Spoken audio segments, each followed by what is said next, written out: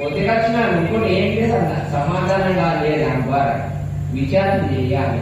విచారణ లేదు. అట్లా అతను చెప్తాడు రామదాస్ తుకారాం మహారాజ్ ఎన్ని మాటలు నాకు జన్మం ఎత్తినా కానీ దాస్యభక్తి కావాలి. దాస్ అంటే అతనికి అంకితం కావాలి.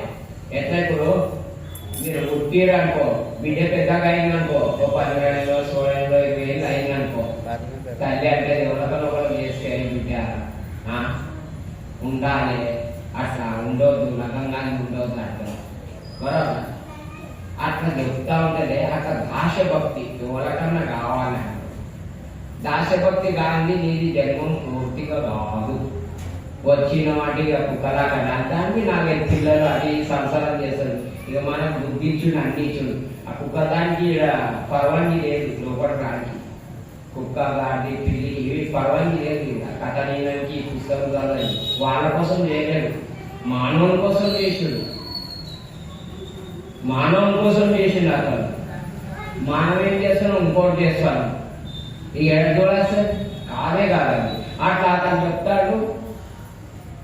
అతను చెప్తాడు ఎట్లయితే శుక్రాచార్యకి మన జ్ఞానం వస్తుంది, వైరాగ్యం చూస్తూ ఎట్లయితే మనది వశిష్ఠ మహర్షికి జ్ఞానం వస్తుంది.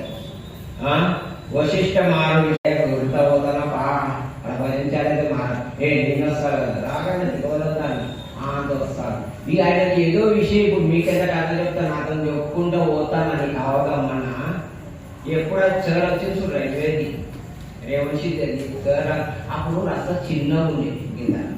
ఇప్పుడు ఏదైనా చిన్న ఇప్పుడంటే పెద్దగా చిన్నగా ఉండే. అప్పుడు 9 యాక్టర్ అది ఇది అదేం లోడ్ వస్తుంది. ఇట్లా చాకులు ఇంత దూరం ఉంటాయి. ఆ చాకులు ఆడ ఐడ ఉంటుంది, అనుభవం పుల్ల ఉంటుంది. అట్లా చాకులకే నేను సగంతో పుల్ల పోతాడే అలా లోపడిపోతానా, ఆ చాకులో లోపడిపోతానా ఇక్కడ వస్తాను.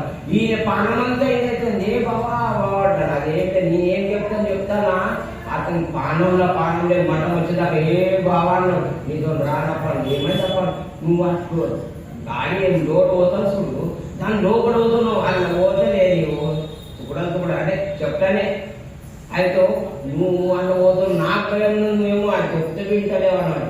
ఆయనకు మనం నీ గురు కాపాడుతున్న పాలన నీ యొక్క అతని సమక్ష దర్శనించి మారాలి. నేను అతన్ని చింత చేస్తాను. నువ్వు సంపుతావా ఉంటావా, రక్షణ చేసేటట్టు నువ్వు వీనికి మాత్రం తెలుస్తాను.